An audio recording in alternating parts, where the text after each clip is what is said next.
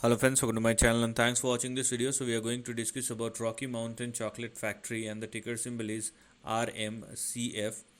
Now this is the overall price chart. So first of all, the stock is in a massive downtrend as one can clearly see. The reason for looking at this particular stock is the big discount which you are getting right now.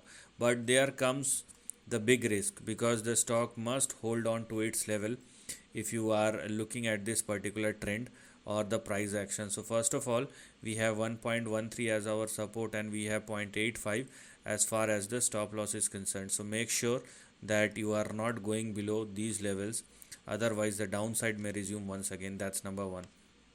Number two, now because the stock is trading both above 0.85 and 1.13, that's why the levels which are currently active, or only if the stock continue to trade and sustain above 1.13, that's where we have 2.3 and 2.67 moving forward.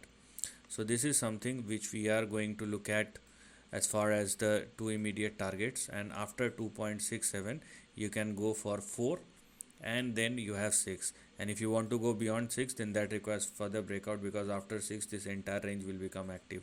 So I'm talking about a potential opportunity which does exist, but it will all depend upon how the stock will move from here on.